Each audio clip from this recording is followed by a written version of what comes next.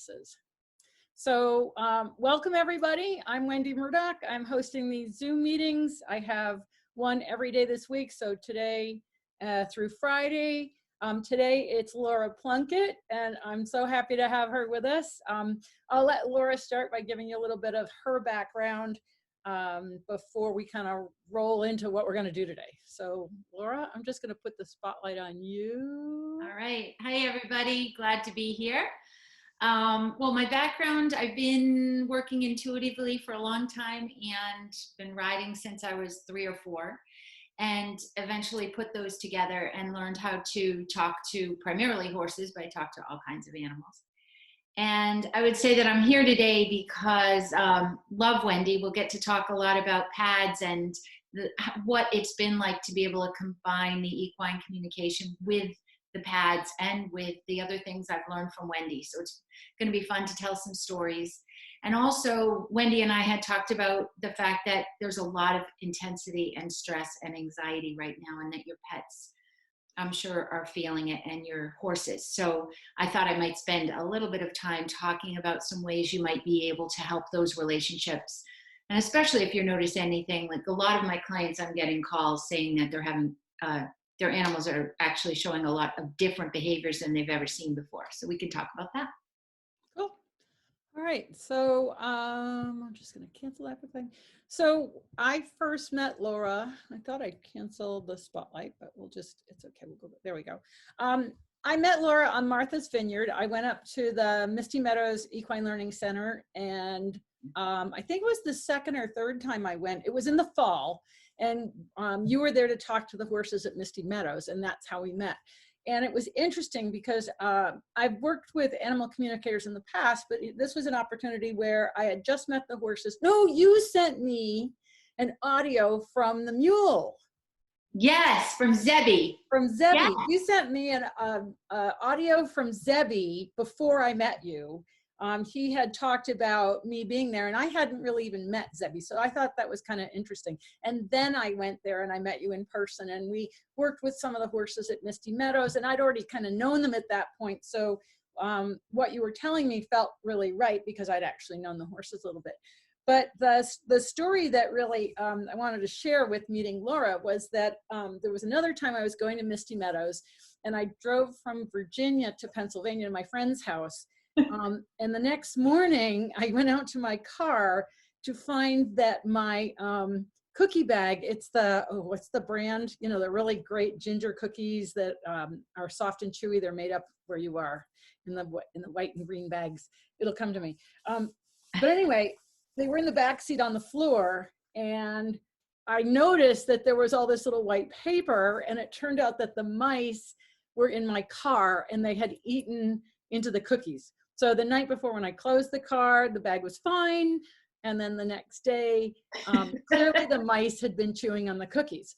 So my friend Fran got in the car with me, and we drove up to Martha's Vineyard, and I got there.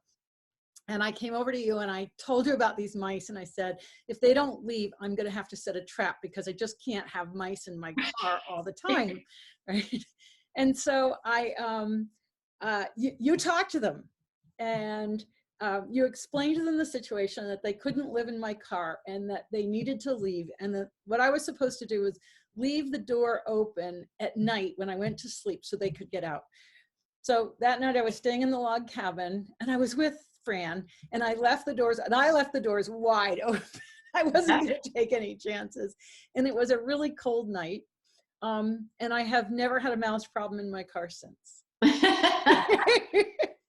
So I'm sure that they left, because otherwise I would have noticed, because I've still left food in my car since then. And there's been no mice problem. So thank you, Laura, for helping me extricate the mice from my car. And one of the things, for those of you who haven't in person seen Wendy in action, is her car is very full. So there was no way we were gonna, with all the equipment you had in there was no way we were gonna do it any other way. So. No, because I have a Prius V, and it's, when I go to Martha's Vineyard, it's packed full. There isn't actually any spare room, especially when I put Franny in there with her stuff. So we're kind of tight. Yeah. All right, so can we talk a little bit about the times everyone's going through now? Yeah, I think it's a good place to start. And I'm going to put the spotlight back on you. Okay, thanks. I even wrote a few things down because my phone's ringing off the hook. And so I'm going to name a few things that people have noticed and then talk about what you might be able to do about it, because we're in a time of high anxiety. And meanwhile, our animals have mostly no idea why we're all of a sudden acting differently. I had a friend call me whose dog she thought was having seizures, and she did a video because she said, why is he standing in my kitchen shaking like this? And when I connected with him, and I'll talk a little bit about that, but when I asked him what's going on, all I could feel, my adrenal, so I feel things in my body as well as hear things. And my adrenals were shot, meaning that his adrenals were shot. And I realized that where normally, he said, well, she's yelling at me. And where normally he would be fine with being told to get out of the kitchen, it was setting off, he was so depleted adrenally that then it was setting off these weird shaking behaviors. And she said to me, yes, he's right. It only comes on once I've spoke to him sternly. So that was one weird thing. One of my clients, the dog is following the owner around and will not leave her alone, just with this real hangdog look. And you may notice your horses, I've gotten a few calls about horses biting when they've never bit before. The biting is an interesting one because when we're worried, our animals ramp up in order to try to get our attention, because when they can get our attention, we get present and we feel more recognizable to them. And so like a toddler, you'll find you might hear whining out of your dog. You might feel your cat all of a sudden is in your face or scratching you. And horses, it can be a little bit dangerous when they're doing a whole bunch of high-headed things, just trying to snap you back into be with me. So, so I had some suggestions. And Wendy, one of the things I've always loved about working with you is that you project, when I watch you with the pads or I watch you walk into an arena with an animal, with a horse, you really give a sense of confidence, like I've got this. And we watch Sharon Wilsie do this, right? Where she knows how to stand in a way, and all of us do if you think about it, where we are telling our horse, I've got this, right? So Wendy, you're the one that's always, you position a horse in the part of the arena where there isn't a lot of other things going on. You are looking around, you're very aware of everything, and that signals to your horse, I've got this. So one of the things we can do is to just, with any of our animals, really show them visibly that we've got this and we're here for them. So that is one. And the other thing, you and I have talked about how breathing is such a significant factor. And Sharon talks about this also, that deep rib breathing. So we'll look at some photos later, and I bet you've got some of where if we breathe deep, if we stop shallow breathing, you can see the horses start to expand their rib cage and to relax.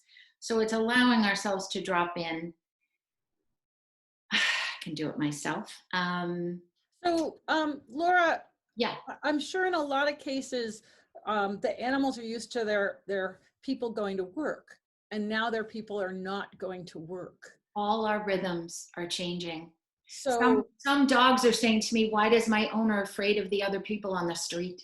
Oh, wow. Yeah. So they're picking up on this whole change of routine. Yeah. My cats are used to us being home, so there's no change of routine for them whatsoever. One of us is always home. Right now, the both of us are home, but they think that's double benefit because now they can ask both of us for chicken and to go out and to wake up early. But I think there's probably a lot of animals that are so confused by the change in routine. And then on top of that, the stress that people are experiencing. And one of the things that's so natural, but we're not taught that we can do it, just a really easy fix, is to start to think in pictures around your animals and explain things, because they do literally see what we're visualizing in our head. And it's not something that you have to learn how to do. You just bring up, so in the case of one of my clients, she's very worried about her elderly parents. And so she's walking around, and that's really her reason for being in a state of high anxiety. And so I was talking to her about picturing her parents and that worry in her head and sending it. So it's a very simple thing. You just really open your heart to your horse, for example, and you would say, in your head, you picture your parents, and that there's a degree of worry about that. And really, it sounds crazy, but do it. And you'll see. To let the horses help you ground that worry? Well, it's about being congruent. I first learned about all of this because I was working with Mustangs up in New Hampshire, a whole herd of 25 Mustangs that had been adopted and then abused and then rescued. And what I was taught when I went up for that training with Chris Kokel, some of you may have heard of that nonprofit that they have up there. They do a lot of work with veterans. But anyway, he would take me into the field, and if I got present, he would say, okay, let's just breathe deep, we'll listen, and the herd would come right around us, even though they, in the beginning, were very phobic of people. I went up one time, and I had gotten a very difficult phone call, and I was really freaking out when I arrived, but I wasn't going to say that to Chris. So I just sort of said, hey, how you doing? We went in the field. The herd wanted nothing to do with me for the first time. And so he started to say, is there anything going on with you? And once I explained it, he said, we need emotional congruence, not dissonance, for our animals to trust us. And he just said to me, Laura, if you're upset, all you need to do is feel upset and they will trust you. And so in the field, I relaxed into it. And the herd, not only they came the closest they had ever come to me. So when you allowed your internal and external self to be in agreement, in other words, not trying to fake it or present a happy face when really you weren't feeling happy, the animals recognized that you were congruent, that the inside and the outside were in agreement, and therefore they could then come and support you. Thank you. Exactly. So with our animals, then our cats and our dogs, one of the things I was thinking is that they're so used to having their own space. And now, you know, with children being home and homeschooled, is it important to make a space for our pets that live in our home where they can have quiet time? Like just kind of make a little area or a room, or provide, you know, like we call it the guardhouse. Outside our back door, we have a dog house with a heating pad for the cats that we started for this winter, so that if we were not home, they had a warm place to go if they, you know, say we went out and they were outside while we left. But we find that they really like the guardhouse and that they'll alternate who's in there. But it's not unusual to find one of them in the guardhouse, even though it's a warm day and it's sunny outside. So is that something that we could provide for our pets, is in our indoor pets that, you know, don't have a place to go, is to give them some place that's sort of theirs? Yeah, that makes so much sense to me. And of course, people each know their pet, you know, they'll be their best expert for their pet. They'll know what the pet needs. But I would say that any kind of quiet. And the other thing is, we love our animals. And if we could sort of shut out the outside world for a while and let them comfort us and be there in a way where we're not worried and not thinking about something else, that's probably right now the best gift we could give ourselves. And so what about people who can't go to the barn because either they're on lockdown or the barns are off limits? What is something that they can do to make that connection with their horse and feel like there's still something, you know, a way to relate to their horses even though they can't go? So I know, again, some of the things that I'm going to be saying, when I was first learning this, sounded very strange to me, but I have seen it over and over again, that if you show your horse, so you're saying, let's say, you just say, please connect me to my horse, and you picture your horse in your head. And then you say to that horse, this is how many nights it will be before you see me again. And now I'm realizing there's some unknown. So, but if in fact you do know that, like one of our local barns, it's now closed for 2 weeks, based on the federal recommendations. And so what people are doing is they're cycling in their head, dark light, dark light, dark light, and showing sunrise to sunset. And the reason I am sure this works is because a lot of my clients now use this when they're going on vacation. And they show, you know, the animal, okay, it's a weekend, so it's only 2 days and 2 nights. Well, that pet sitter will say that all of a sudden they're starting to look out the window. They know that this is the day that people are coming home. And there's a lot less anxiety and separation anxiety. So that's just a quick tip on what you could do. Great. Yeah, because, you know, some people they have their horses at home, they're able to ride, or they're in a small barn. But, you know, like right now, I was talking to Ida Hammer last night, and the farriers are able to go in, but in the bigger barns, they have to schedule and keep their social distance, and it all has to be coordinated. Whereas in the smaller barns, it's a lot easier to be able to do that. So I know that there's a lot of people with a lot of different circumstances. Some people might be on a 14-day self-isolation. So like I did that because I was traveling when this all started, and I got home. And where my horse lives, it's at Dr. Joyce Harmon's house. We'll have her as a guest on Wednesday, tomorrow night. But her mom is on the property, and her mom is in her late 80s. And so I didn't go because, you know, just for safety's sake, it was better to just stay home. So I know that people are dealing with lots of different circumstances. So those are great tips that they can visualize day and night to give the horses a sense of when they'll be back. Also, I was working with a friend of mine who is competing. It's called Pre-St. George, right? Did I get that right?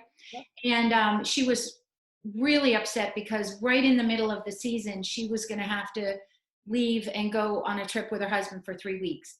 And so we planned ahead, and what she did was literally in her head, she rode the test every night before she went to sleep.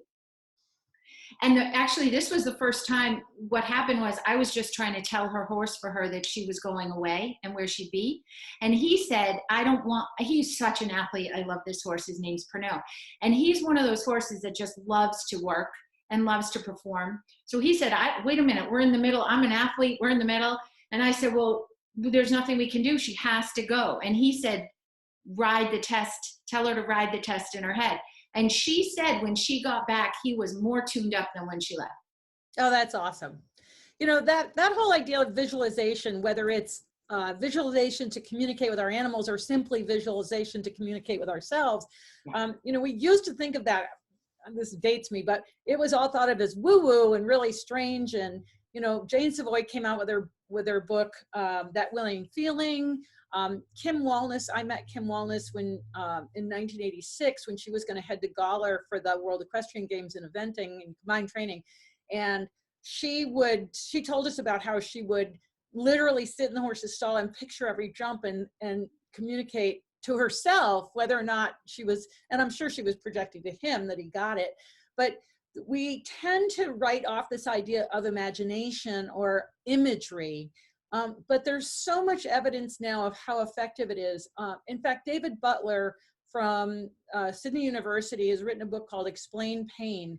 And visualization is one of the 3 prongs in the 3 things you can do to get out of chronic pain. The first being self-recognition, the second being using a mirror, and many people have seen me use a mirror to help people repattern in the brain. And then the third is imagery. And so, you know, there's so much evidence now about how effective imagery is. And this is just simply kind of redirecting it a little bit to project our imagery rather than just simply thinking about it for ourselves. Yeah. And let's not forget pads. Yes. Because you and I put my mother, I hope she's not watching this, I put her on the pads and she was calmer than I've ever seen her. And you've used these with other animals, not just horses. Right. So if any of you have the pads at home, literally get on them because they help your nervous system. Right? Yeah, and so Laura's talking about the Surefoot equine pads, and we've used them for dogs. We find cats gravitate to them, and people, and have some really interesting stories with people. I had a woman who had a head injury from a riding accident when I was in New Zealand, and we put her on the pad and her headache instantly went away. And then she slept really deeply for a couple hours twice that day and was so much better the next time I saw her. So, so yeah, there's lots of benefits. So if anybody has any questions about what you can do to help your animals and yourself through this period with the pandemic, just type a question in there. Anybody can type in a question and then either Laura and I can read it.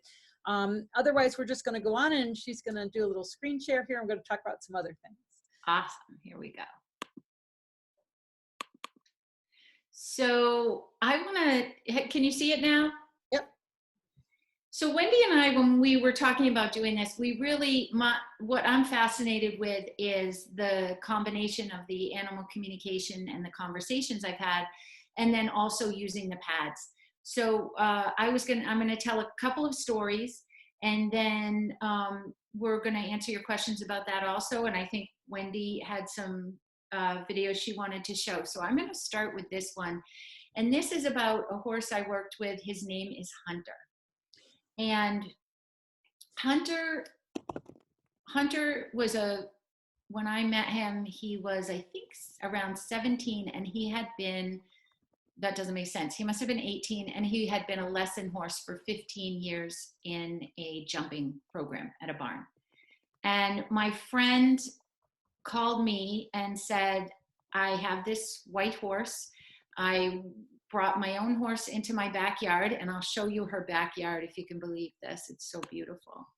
So she said, I've got 2 horses here. They've been here since June. It's August. I don't know what to do with him. He was loaned to me. That's her horse that you're seeing. And this is her property. And I show you this because she had moved these horses there in June. And in August, when she called me, this is the scene I always saw. I would arrive, and the black horse would be visible, but the white horse, Hunter, in those 3 months had not, or 2 months, had not warmed up. And the 2 horses didn't get along, and he was a little bit unapproachable. He was not dangerous, but he would put his ears back and turn away. And she hadn't had the opportunity to do much with him. And now she was wondering, what am I going to do with this horse? He had been loaned to her as a buddy for her horse, but now she was heading back to her regular barn, and she couldn't think of who would be able to spend time with this horse. So I showed up. Now, the first thing, when I got there, as I showed you that picture, he would be wherever people weren't. And slowly over time, all I did was go and stand next to him, talk to him. He'd have his ears back. He would freeze. He would get in that state. You talk about that, Wendy, a lot, that freeze state. It looks like the horse is happy or giving in or peaceful, but really his jaw was set, his breathing was tight, his muscles were tight. And that is I didn't want to force it. So I spent some time doing that. And then I also communicated with him, and he told me his story. And his story was really about being very successful, loving being a lesson horse, being very athletically comfortable. And then over time in that program, as he aged in it, he told me he had more and more pain in his back and his left hind, and that no one had stopped riding him, and that the pressure was awful. And finally that he had started bucking, and no one liked him anymore, and he was failing, and then he had been kicked out. So that was his version of what had happened. And I told him, well, we care about you. We're here for you. You're not being asked to do that anymore, but we do need to know what you want. And he basically he had no idea. He had never been anywhere but this one place. So along with talking to him, I did that thing that you do, which is, and what Sharon does, which is I walked around the 4 corners of him, and I looked in all directions, and I showed him that I was paying attention to his surroundings, and that I was in charge, and he could be safe, and I wasn't going to go into his bubble of space, but that I had the perimeter. And this is that first time that I did it. Watch what happened. This is the 2 of them. I'm so glad I was able to capture it.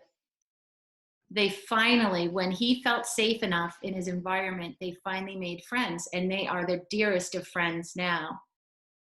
So in other words, after you made the safe space for the horse, suddenly he realized that then he could let down and actually enjoy the company of his friend.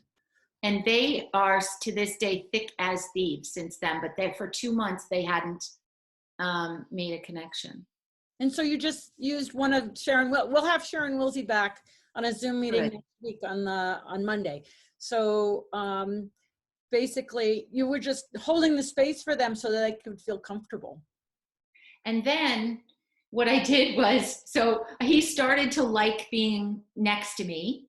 And so then I would put a halter on my shoulder and I would approach him and he would take off.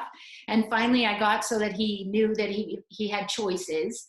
And then he let me put the halter on, and then he would let me lead him around. But this, I'm talking incrementally, right? Because anything that made him feel trapped, it's not that he was unwilling, he wasn't alive when he was doing it. It was just that learned helplessness of tension and misery. So Wendy, here you go. I put him on pads. He loved them. But I want to show everybody something. You and I have talked about how I can feel what's happening in a horse when they're on the pads. Yep. Okay, so if you look at the back, and let me see if I can you see my pointer? Yes, absolutely. Okay, see this ridge? Yeah. So when I look with soft eyes, the pain there is so intense. And there's some right here in the stifle area. I think I put a thing. Yeah. So not this padding, this underneath, and you know anatomy so much better, all at this level, and down here, which I gather is got to do with the hamstrings. Yeah, that's hamstrings and down into gastrocs and glute medius over the top. So this one, and this isn't much of a video, let me just pass through it. So even standing with the front ones, so what I will say is he sighed and he took deep breaths and he rocked back and forth, but I still didn't get any release in that back area. And then just putting this one right here, where he's just got the toe on the slant, that was the first time I felt any kind of relaxation of those muscles I just showed you. Mm-hmm. And then can you see around his eye? And just, this was the next day. And then, so I guess what I wanted to tell everybody is that the real landmark, can you see me also? Yes. The real landmark moment was when I had 2 slants in the back and I could feel him. You could watch him rock back and forth as he reset his pelvis. And therefore, so I should also back up and say this horse was lame when I met him, visibly. So I could see him shifting and relocating, and the sighing and the shaking and the moaning and all that stuff was so beautiful to watch. And that was the first time I saw some relief of that muscle tension. And here was after that day. This is a horse who showed no pleasure beforehand, no connection. Now watch to the very end. So do you think he's actually trying to massage those muscles there a little bit? Watch this. See that last one? Yeah. That makes my spine shake now. Yes, I think he was trying to release the muscles, but also then he shook it off. That shake, it makes me, when it resets my nervous system, that one at the very end. Did you notice that, where he just really went into that crazy spasmy type thing? Yep. To me, that was such a huge release and a turning point. And this is him. Now, I indulge myself by putting this photo in because this horse has just lost his full-time lease situation and he's available. So as I tell you about this story, anyone out there, he is in Massachusetts and we are looking for, so first of all, he's bomb-proof, but now after that day, Wendy, and I have used the pad subsequently, but after that day, no more lameness. Wow. He's a dream to ride. I ride him bareback. They said he was unrideable and I ride him in a halter and bareback. Okay, here. And his body just looks so much softer there all over. Oh yeah, you can see, right? See this line? I mean, it's a little hard, but let me show you this. But what's so amazing to me is how the pads and the communication and the attention, watch his attitude, because this is now who he is. Just turn your volume off on the video. How do I do that? You see the volume right there on the screen? Yep. Sorry about that. That's okay. There you go. You got it. So it's really nice to see and hear how, like, the combination of Sharon Wilsie's ideas and the basically being present. And what I teach people with the pads to do is to really be present and simply observe without layering on any stories, I call it. Yeah. Horses, Sharon talks about how simple the horse's mind is, and so does Dr. Peters, that they're very present, but they don't elaborate a lot of stuff. And so this horse now, he just looks really quite enjoying that level of connection with you that we're seeing. And he wouldn't let me touch his face. I mean, this was a horse, you couldn't get near him so right. It's exciting. Yeah. So when somebody asked about, let's see, somebody was asking, like, is there a way to communicate therapy to a horse that got injured prior to lockdown, and can you visualize the horse on the pads? And I texted them, I chatted with them and said, absolutely. But maybe you can talk to people about a little bit about a body scan, because I know that that's one of the first things you do, and something that I think we're all capable, because you were talking about that gray horse and feeling the different things. So can you talk a little bit more about a body scan? Definitely. And I have all of this. So I have a website, lpconnections.com, and there is a 14-minute exercise that you can do. So if you want to LP your practice, lpconnections.com. Okay, I'm putting that in the chat. Great, because I made a mini course basically, and so people can do this on their own, and it's not. I feel like all it needs is some practice and some mindfulness. So, you know what, Wendy, do you have a picture just of a horse trotting? I'm sure I do. Let me look for one while. Okay. So what I would say to people is that the most amazing thing out of all the lessons I've learned from working with horses in this way, I cannot believe the detail I can get in my body about a horse that might be in Germany, it might be in California, and I'm sitting here in Massachusetts, and when I ask, so I say, please, I want to make a connection, and I mention the name of the horse, or I picture the horse in my head. And then I ask that horse, when I feel I've made a connection, to let me know in my body how they feel. And that's what I call a body scan. So if I've got an owner that wants me to talk to their horse, I try to say, please don't tell me anything, so that you're not trying to think your way through it. And I just make the connection, ask the horse how they feel. And it is fascinating to me that I can feel short of breath. I can feel just my right hand, which would be the right front of the horse, hurting.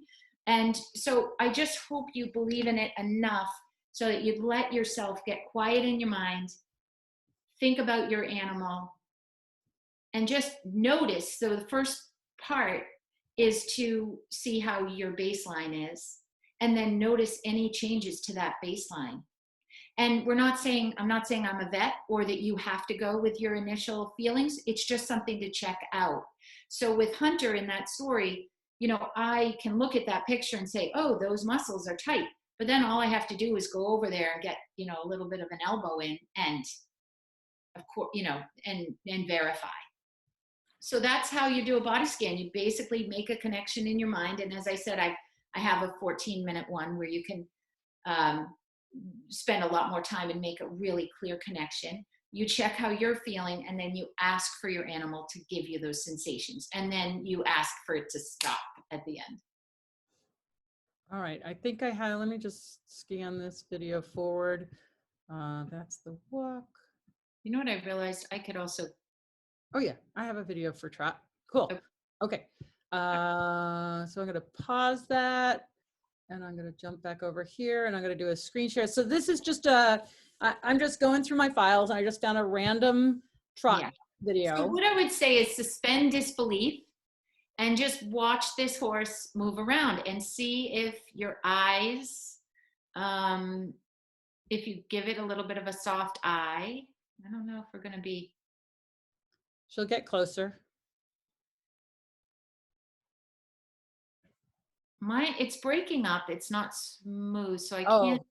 Let me, you know what? I have one. Okay. Hold on. Do you mind if I just, Nope. is that okay? Okay. Yep. Let me go to, You're in, change the name as opposed to, just click on that file again. yeah. Just click on, there you go. So, whoops.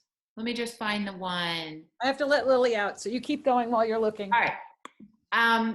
So everyone, just watch this. This is another example of just loving a horse and talking to them.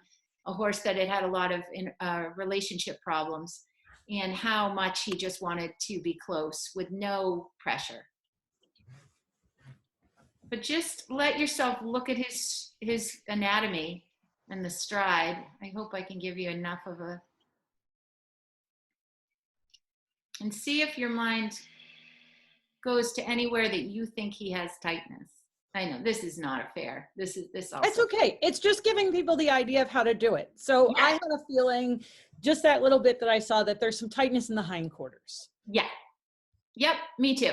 And like starting right here. Yep. And then going right down, which is so common, right? So. Well, and sometimes what I just look for is I look for lines that aren't that don't make sense. In other words, typically a body that's moving easily would be quite smooth.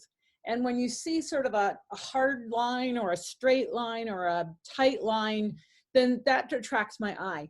I think when we're trying to look at things, one of the things that I actually tell people do is to, we tend to be attracted to movement, but the places that we really need to look at are the places that aren't moving. And a lot of times we don't actually notice them until they start moving again. And this is one of the things that I find with the Surefoot pads that's so fascinating, is that I'll watch a horse and I'll see him moving and I'll go, okay, that's fine. And then I put him on the pads and then he walks off and suddenly I see movement in a new place. And the first question I ask myself is, what was that like before? Because I didn't notice. I just noticed now that it's moving in a new way, but then I can't remember what it looked like because I wasn't drawn to it because it wasn't moving. And so so much of this is about A, putting aside judgment for a minute, and then B, just allowing ourselves to perceive without that judgment of whether that's thinking of a picture and projecting that to my animal, or whether that's looking at a horse or a rider and just kind of not trying to analyze, not hard eyes, not focus, but to just kind of let an impression happen. Tony Gonzalez used to say that after 8 seconds, you have to look away. That after 8 seconds, we're starting to stare. And whether that's, for everything, whether that's looking at a picture or getting a feeling from a picture or getting a feeling from an animal, the harder we stare, actually, the less we can sense because we've gotten kind of too intense about it. Yeah. So there's that 8-second rule. Definitely. Should I do another story? Yeah, sure. Okay, let's go to one more because it's another great combination. We haven't had anybody put any questions in the chat. So folks, if you do have any questions, please pop them in the chat and then I can either text an answer or we can ask Laura to give us an answer. But I think you probably have you've got all kinds of things. Go for it. Okay, so this is Jasper, who you have met, Wendy. Yep. Jasper came to Misty Meadows, the Equine Riding Center where we met. He came as number 7. He came from a sale barn. He didn't have a name. He didn't have a history. And they got him because he was point and shoot. They got on him. He did walk, trot, canter, no problem. He didn't react to sounds and he didn't, flinch when they did all kinds of desensitization tests. And then they got him, and I will show you, this is sort of how he was, that no matter what you did, they just tried to get a rise out of him any way they could. He would do what you asked, but there was just nothing else there. So you can see that. And so they asked me to come in and talk to him. The history that he told me is that he was Western broke, that he had been in a place where it was just one rider after another, and had some pretty hard knocks in terms of nutrition and other things. And I decided, so we started with pads. And I spent almost a week with this horse. I visited him every day. And he would stand in the beginning, this is it. You put him on pads, he'd stand on pads. But over time, oh, let me back up. So the thing that would happen with this horse is he had a vitamin E deficiency, which we didn't know at the time, but he had that total adrenal fatigue. And so the first time I put him on pads, he started to lay down in the aisle. So from then on, Oh, wow. I created all these situations where I would put him on pads that week, and then he would take a nap. And this is, you can see his cribbing collar because he was so anxious. Hang on a second, Laura, because some people apparently can't see your screen. Oh. If you cannot see Laura's screen, just pop it in the chat. It looks like there's 2 people that can't see her screen. You can see it. Okay, so if you cannot see it, let us know. And maybe what we have to do is unshare and reshare her screen. Do you want me to do that? Yeah, there's people that can't. So just unshare and then reshare your screen and we'll see if we can get that. Sorry about that, guys. Okay, here we go. How's we have the chat so we can make sure we keep in touch with people. Exactly. So hopefully, let me go back just to these little funny, see, oh, yep. Is it gonna let me? Okay. So these are the ones I was showing. He would get on the pads and then he would take a nappy and that was it. So you could see me laying there, sitting there with him. We would hang out. These were all our sessions, Wendy. So and you'll notice here, every time you did the pads with him, he would lay down afterward? So many horses do this, especially because you should see my phone's full of horses laying down because I talk to them and I do the pads. And the relaxation goes through them to the point where they sort of. So that's so interesting because you're mostly working with horses that are obviously either loose or not under saddle. Right. I've had some lay down, but mostly I'm working under saddle. So this is kind of fascinating that you have so many horses lay down like that. Yeah, and he would take a nap, but you'll notice no cribbing strap because as the week went on, his anxiety got less. How cool. And now, so this is a horse that just mute your sound on that video, okay? Yes, good point. So this is a horse also who you saw in the beginning. He really didn't care about people, right? So he had no emotion, and he's at a therapeutic riding barn where the horses want, well, the kids want, you know, they like quirky horses, they like affectionate horses, they like reaction, and this horse had none and no real interest in people. I mean, I'm exaggerating a little bit, but there really wasn't much of a spark. And so this was at the end of the week. It was the only video I could find, but a couple things happened. He got a lot more comfortable in his body during that week, and then he just started to want to follow me around like a little puppy. So here you go. Again, the nice big release after his nap. And Sharon talks about that shake as like shaking it off. And also people that when they talk about the vagal nerve response, they talk about shaking it off. And so that's interesting to see that you get those kinds of responses and that you get so many horses relaxing and laying down. This is Lily laying down. So this is another great story that's real short where they called me, same barn. They had got her at a sale barn and she was so anxious when I got her out of the field. She was high-headed and she had good ground manners in the sense that I wasn't scared, but she was calling to the other horses and doing this huge revolution, you know, just walking really anxiously around this round pen. And then I had the pads there and I talked to her and I said, we're here for you. We just want to know what you like and don't like. I talked to her, do you like kids? This is what you're always going to have enough food. And these are pads. And she got right on the pads, even though she had been really agitated before. And then she lay down. And then when I asked her, do you like to be ridden?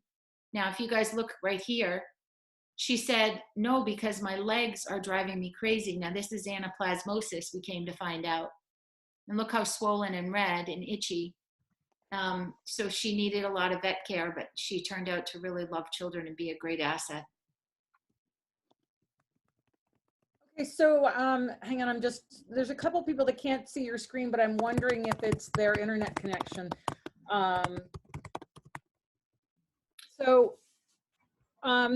because it only seems to be 3 people, and so we're just going to continue on here. Okay. I've had a couple questions. Okay. And one of them was, they're kind of similar questions. Yeah. One of them has a horse that had anaplasmosis, and he's having a very slow recovery, and he seems lethargic and depressed. And she grooms him and talks to him every day and wonders what she can do. And the other one had her pony die last week, and her horse, her best friend, is very sad. So both of them are kind of in a bit of a depression. And she did get to say goodbye and spend time with her body, but and she's buried in the pasture. But both of these horses sound like they're dealing with a bit of depression. So I wonder if you could talk about how we can help that. So there's this thing called a heart hug, which I did not make up. So I have learned it from somewhere, but when I feel into a horse that's really depressed, it's so perfect. And it's something that you can do if you feel like your horse needs that lift, which is to you can put your right hand between the 2 front legs and your left on the withers. And just believe we are energy. And you're sending basically Reiki or an electric current from your right hand to your left. And you don't have to believe it, just do it. And you'll see that the horse, then they'll probably drop their head, they sigh, they yawn, and they love that connection. For whatever reason, that's called a heart hold. And I have seen it really bring horses to a much better place. So it also brings people to a better place. Do you know about Linda's heart hug? Linda Tellington-Jones heart hug. Oh, that's where it came from? Yeah, okay. Yeah, that's what I'm thinking. Because many years ago, I was into heart math. I discovered heart math. I can't remember how I found out about it. And kind of through the grapevine, Linda found out about heart math, and she's really embraced it. It is the best way to put it. And she's created the heart hug where you can't even see, but you put your hands over your heart and you give yourself a little heart hug. You kind of do a little, there you can see it. It's just this little heart hug. And so essentially you're doing that for the horse, but you're connecting chest and withers, which their heart is so big and it's so deep in their body. That makes a lot of sense to flow from one to the other. And then the other thing would be to really admit you're grieving. And so to open your heart to your own pain while you're with the horse, because horses love to comfort us.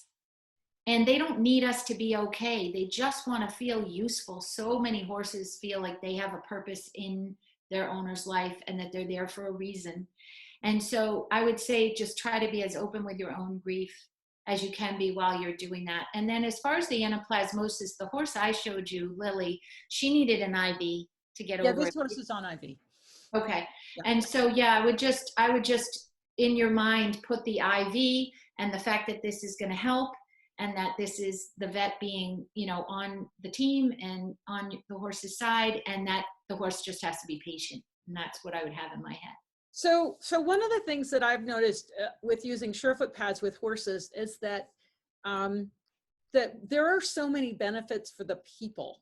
In other words, as I work with the pads, and I've been doing this a long time now, so I'm less affected, if you will, than I see other people. But as I'm working with the pads, there seems to be an energetic shift in the horses, and everybody starts to get really soft and a little bit dreamy and a little bit, and they could be standing on pads while the horse is standing on pads, but they don't have to be. And I usually have to only do a couple of hours working with horses in workshops, because and then give them a break, because if I spend too long, they're all zonked. They're all out of it. So can you talk a little bit about sort of the magnetic field or the energy field of the horse, that what happens when you use Surefoot pads, and how big is that field? Yeah.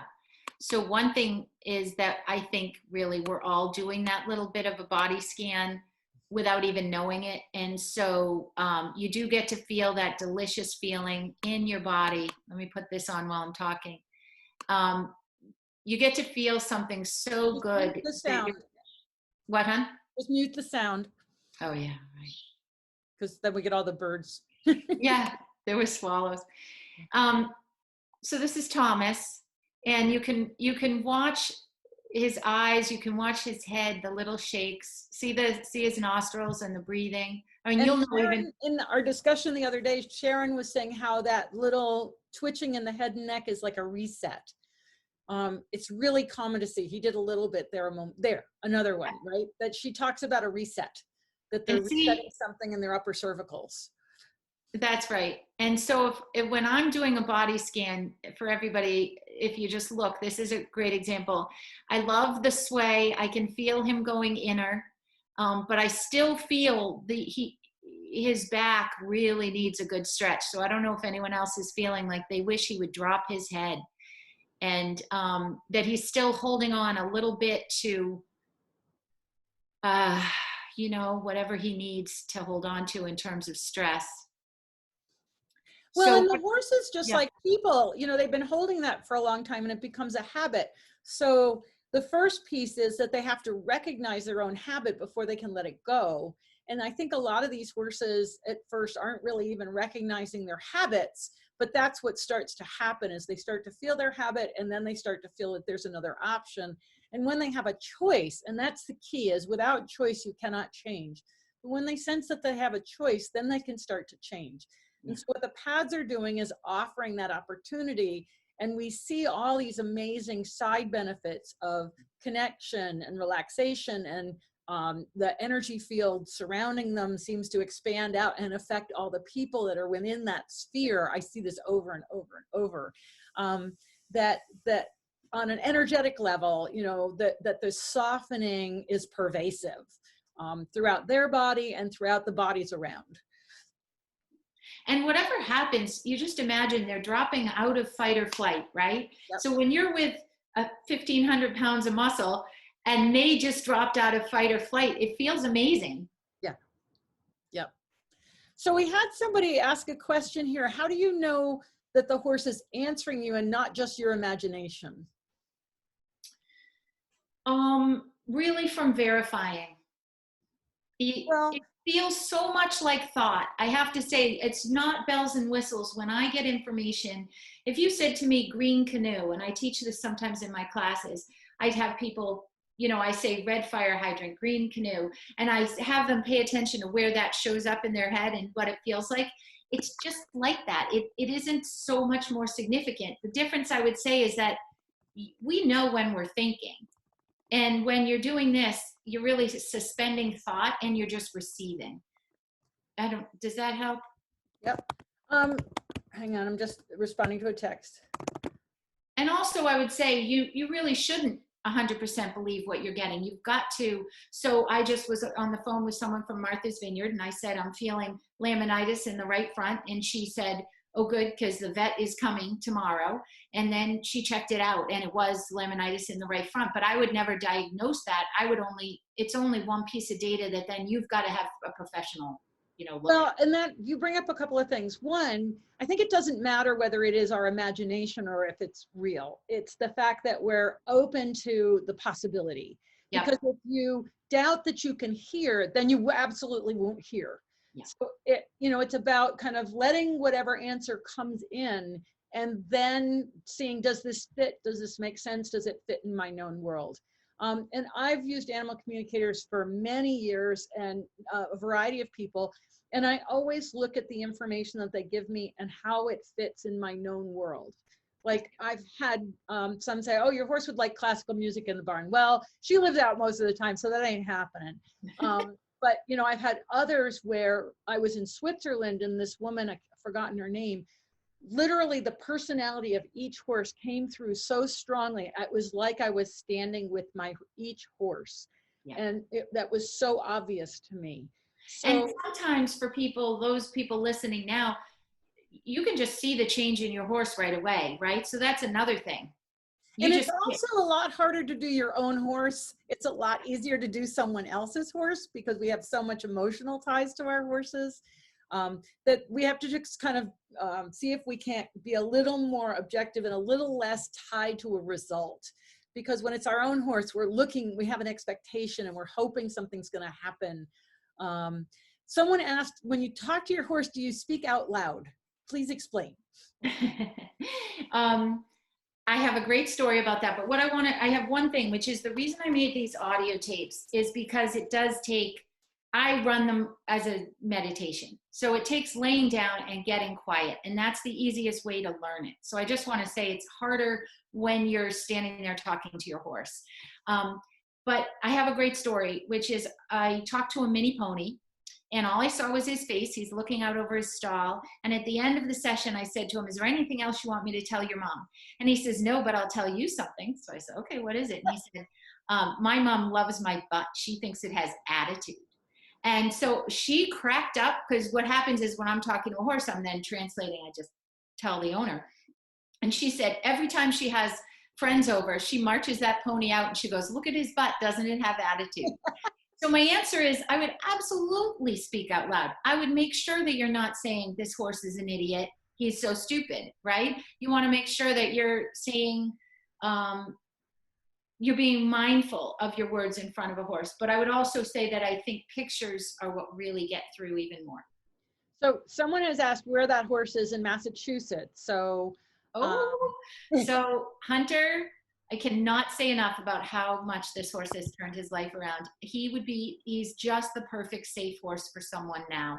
And he is in Ipswich, Mass. It's EPSW. IPSWICH. Ipswich, Massachusetts. And they can contact you for more information. He's so safe to be around. I would lie down next to him. Not that legally I'm recommending it, and just bomb-proof with cars, dogs, kids, bicycles, anything. And I just ride him in a halter. Yeah. So someone's asked about the energy field of a horse and how do you identify it initially?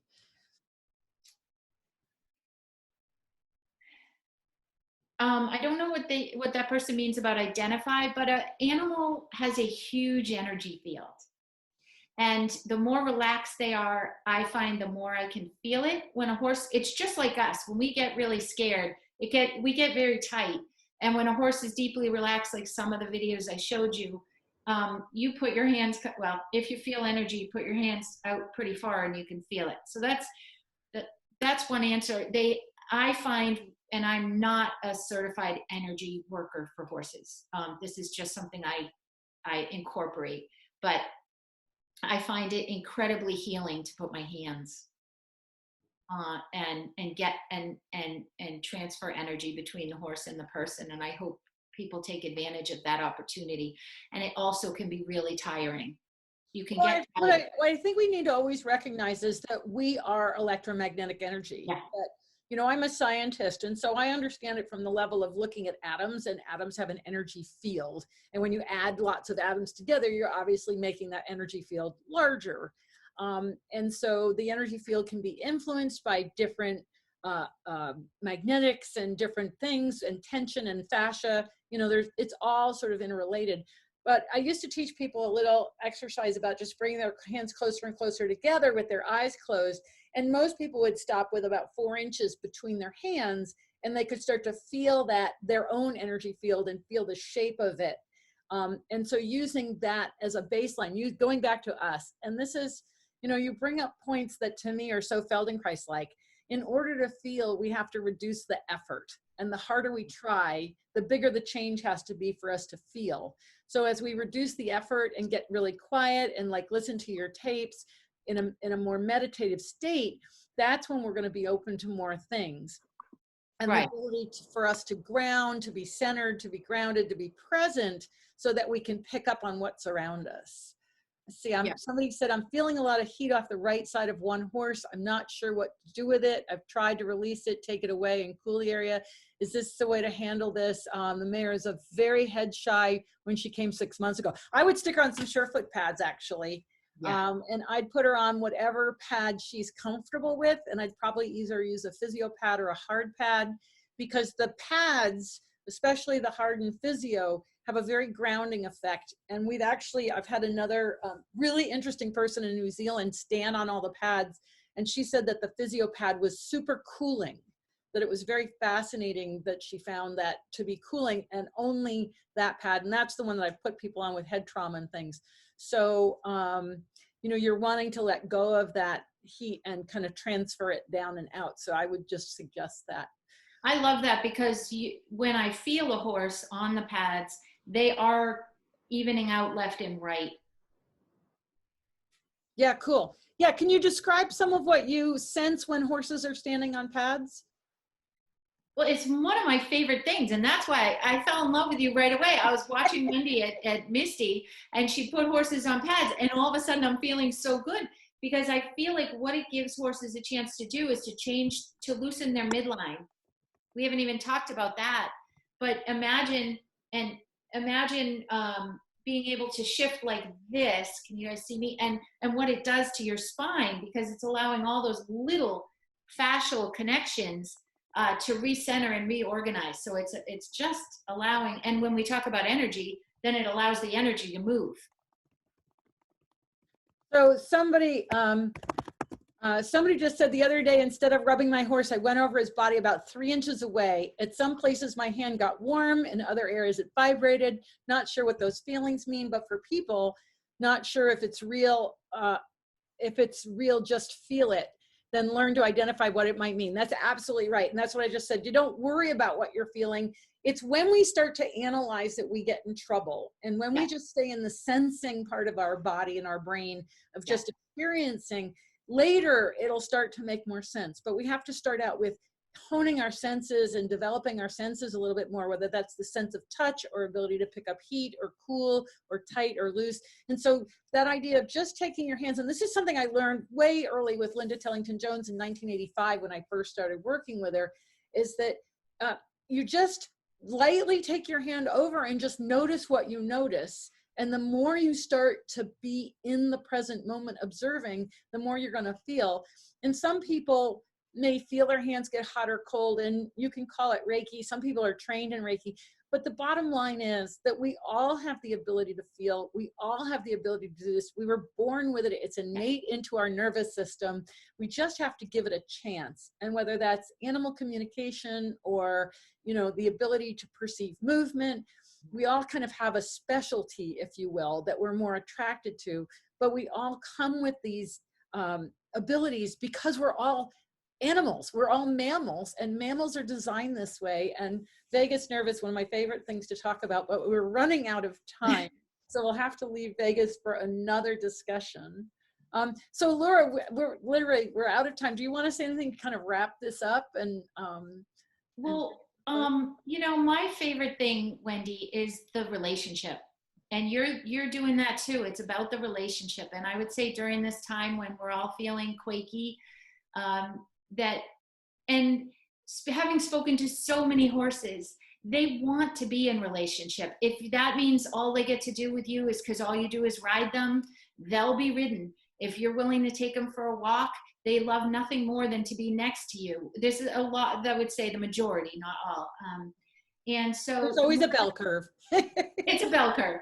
But what I would just say to wrap it up is I hope everybody got some sense of how to move through this difficult time with their animals, and feel good about it and feel good about their capacity to be able to meet this challenge and to communicate. So that's really glad everybody joined, and it's nice to talk to you. Thank you so much. This was kind of, it's really fun because we start off with sort of a little idea on a conversation, but we always wind up, all my guests, we wind up going wherever we're going. And I think that ability to just kind of go in a flow is really what makes these fun. I think they're really enjoyable. And we didn't even talk about under saddle, which Wendy and I have done.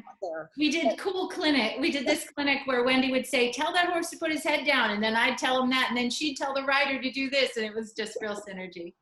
Okay, thank you, Wendy. Yep, you're welcome. And thank you, everybody, for joining me. And at the end, I'll post this up on YouTube so you can have access to it. Tomorrow, my guest is Dr. Joyce Harmon. And then who do I have on Thursday? Oh, Callie King on Thursday. And then I'm doing the intro to the Surefoot Stability Program again because I didn't record it. And I actually have some other ideas planned. So stay tuned and thank you all for tuning in. Bye. Bye.